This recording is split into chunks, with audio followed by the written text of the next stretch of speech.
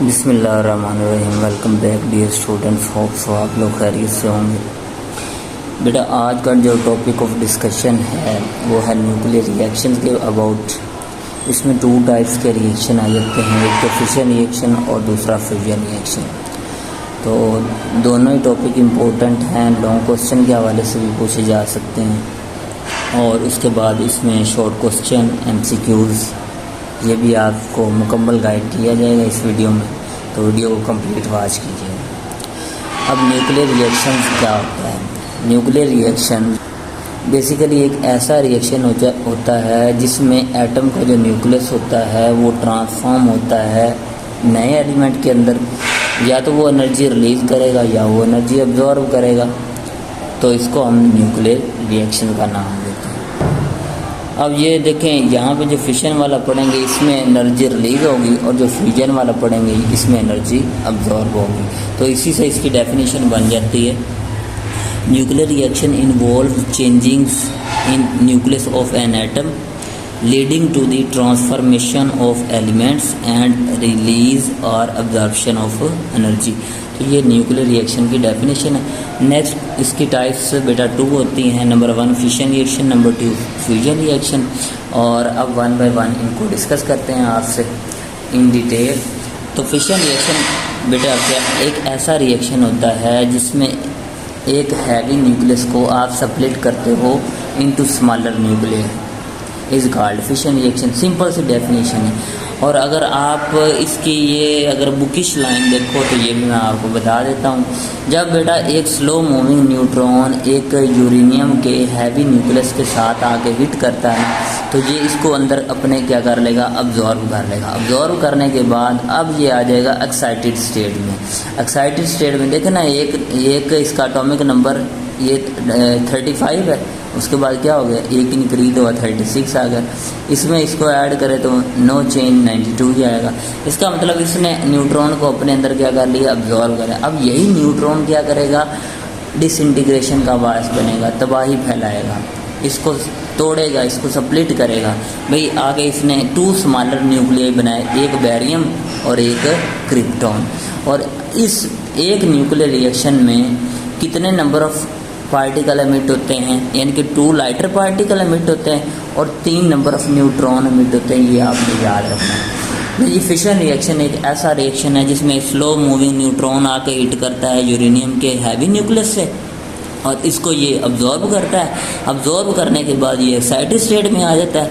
उसके बाद फिर 2 लाइटर पार्टिकल एमिट करता है, एक का नाम बैरियम और दूसरे का नाम क्रिप्टॉन।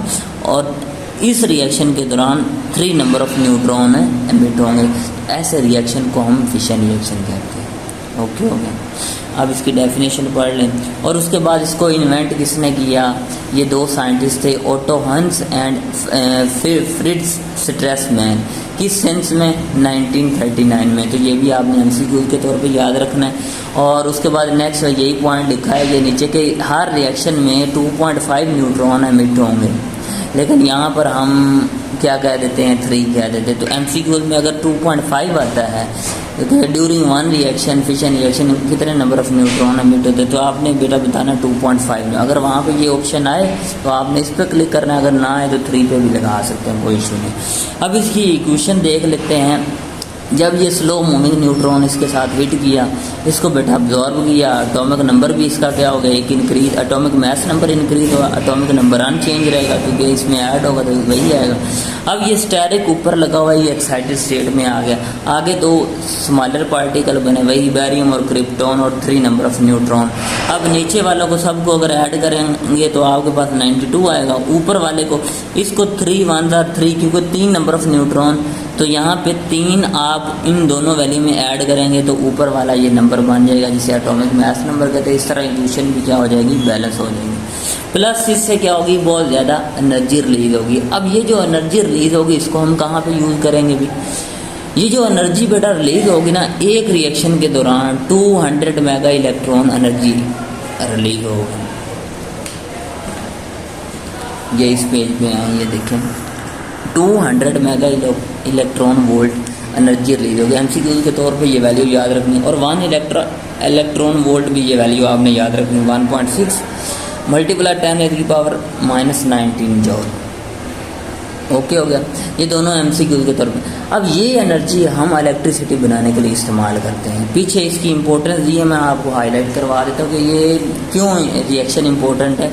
ये इसलिए इम्पोर्टेंट है, एक तो एटॉमिक जो बॉम्ब होते हैं जब वो ब्लास्ट होते हैं तो इसी रिएक्शन के तहत क्या होते हैं, ब्लास्ट होते हैं, और उसके बाद न्यूक्लियर पावर जनरेशन में हम इसको इस्तेमाल करते हैं बर्निंग एज अ फ्यूल। और वो जो फ्यूल होता है ये जो जब इसे बर्न किया जाता है चैम्बर के अंदर, फिर हम क्या करते हैं, इससे इलेक्ट्रिसिटी बनवाते हैं। तो इतनी एनर्जी हमने ज़ाया थोड़ी करनी है, तो हम इलेक्ट्रिसिटी से जनरेट करवा देते हैं। नेक्स्ट बेटा यहाँ पे आपने ये एग्जांपल यहाँ पे दे रहा है कि 1 टन अगर आप कोल लेना और उसको आप बर्न करें तो उससे एनर्जी इतनी रिलीज होगी। ये पॉइंट याद रखना है। उसके बाद वो कहता है 1 kg यूरेनियम ले तो इसका क्या हो जाता है, डबल हो जाता है, 6.7 आ गया। ठीक है, मल्टीप्लाई 10⁻13 जॉल। तो इसका मतलब यूरेनियम का जब आप 1 kg लें और उसको बर्न करें, उससे एनर्जी इतने अमाउंट की एनर्जी रिलीज होगी। और जो कोल होगा उससे 1 टन कोल लें तो उससे जो एनर्जी रिलीज होगी वो इतनी अमाउंट में। ये भी एमसीक्यू में वैल्यू याद रखनी। उसके बाद इस रिएक्शन को बेटा चेन रिएक्शन भी कहते हैं, यानी कि ये कंटिन्यूसली रिएक्शन चलता रहता है। अब इसको गौर से समझिएगा। अब देखें, स्लो मूविंग न्यूट्रॉन आया, मैसिव पार्टिकल से हिट किया, अब्जॉर्ब किया, 2 लाइटर पार्टिकल निकले, बेरियम और क्रिप्टॉन, और 3 नंबर ऑफ न्यूट्रॉन निकले। आगे ये वाला अगर न्यूट्रॉन इसके सामने अगर यही यूरेनियम का सैंपल फिर रख दिया, फिर सही यही रिएक्शन रिपीट होगा। ओके हो गया, फिर से इससे 3 नंबर ऑफ न्यूट्रॉन और 2 लाइटर पार्टिकल बनेंगे। अगर इसके सामने आता है यूरेनियम का हैवी न्यूक्लियस तो इससे फिर वही ये सारा रिएक्शन दोबारा रिपीट होगा। इसके आगे आया, इसका मतलब ये हुआ, ये तो एक चेन रिएक्शन हुआ। जब जब न्यूट्रॉन के आगे यूरेनियम का मैसिव पार्टिकल आता जाएगा, ये आगे तबाही मचाता जाएगा। इसका मतलब इस रिएक्शन में एक तो ये चेन रिएक्शन मान गया, आपको समझ आ गई कि चेन रिएक्शन इस तरह में। अब ये तबाही कौन फैला रहा है, बेसिकली ये न्यूट्रॉन फैला रहे हैं। अगर हम न्यूट्रॉन को हिट ही ना होने दें इस यूरेनियम के रेडियो एक्टिव एलिमेंट के साथ, तो ये रिएक्शन क्या हो जाएगा, स्टॉप हो जाएगा। तो हम पता क्या करते हैं, चैम्बर में इसको जब बर्न करते हैं तो वहाँ पे कैडमियम की रॉड यूज़ की जाती है। जब हमें जितने अमाउंट की एनर्जी चाहिए हम उतनी अमाउंट की इसे एनर्जी, अब इसको कंट्रोल करना बहुत मुश्किल है। उसके लिए कंट्रोल वे करने के लिए हम क्या करते हैं, कैडमियम की रॉड इन न्यूट्रॉन के आगे रख देते हैं। ऐसे रख दी, यहाँ पे रख दी, यहाँ पे रख दी।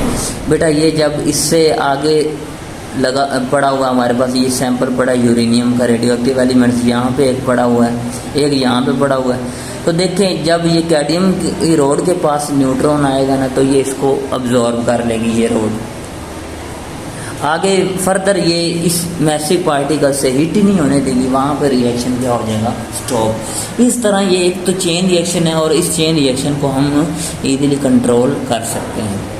दूसरा लास्ट पे ये था कंट्रोल करने का मेथड, वो भी बता दिया। स्टार्ट में ये जब शुरू हो जाता है तो एक चेन बनाता है, तो इसको चेन रिएक्शन कहते हैं।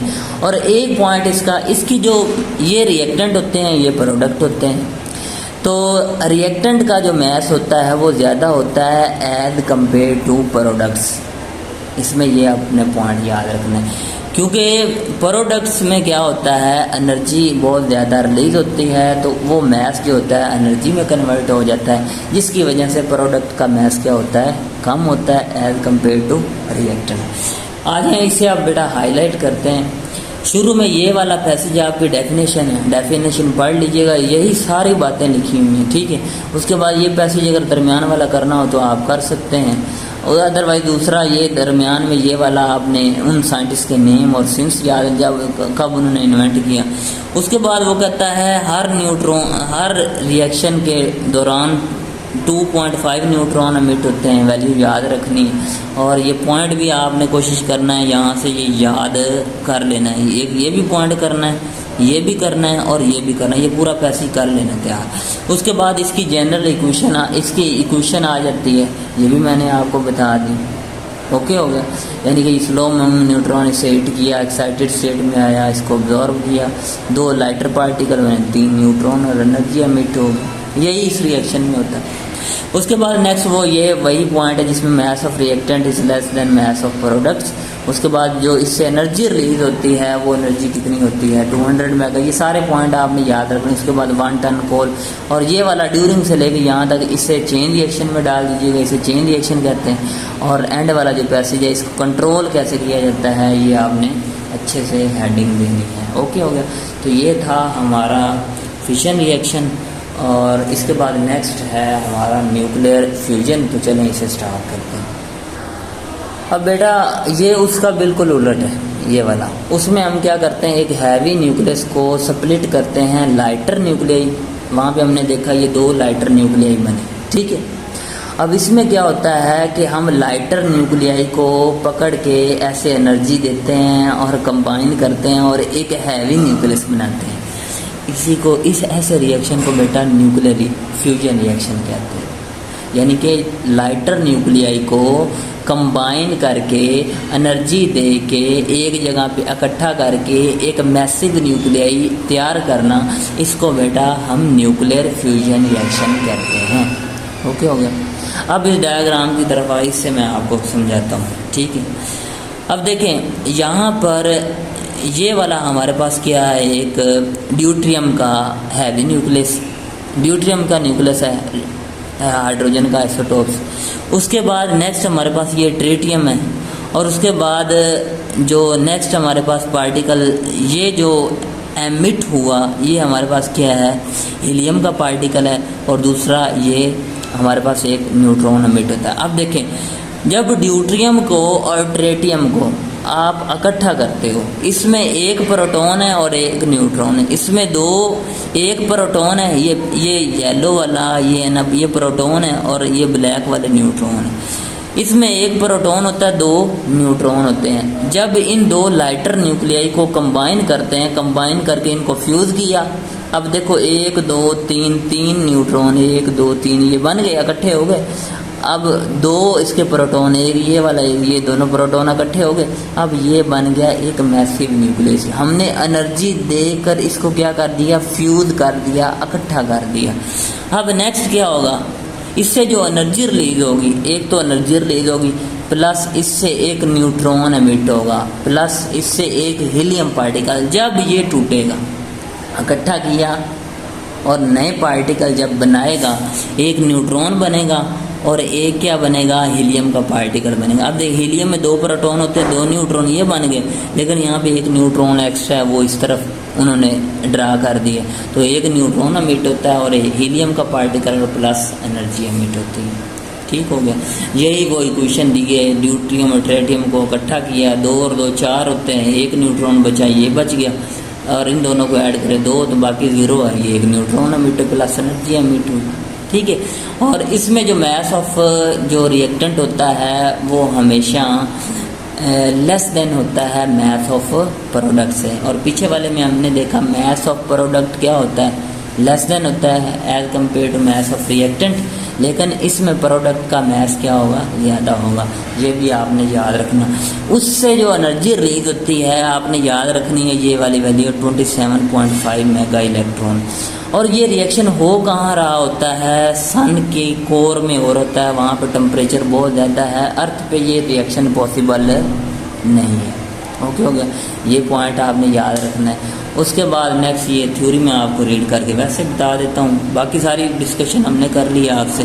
Nuclear fusion is a process where 2 or more lighter nuclei like hydrogen isotopes combine to form a heavy nucleus, releasing huge amount of energy. This occurs at extremely high temperature at speed where some mass is converted into energy. तो बेटा यहाँ तक इसकी definition है, ये वाली ये शुरू वाली डेफिनेशन।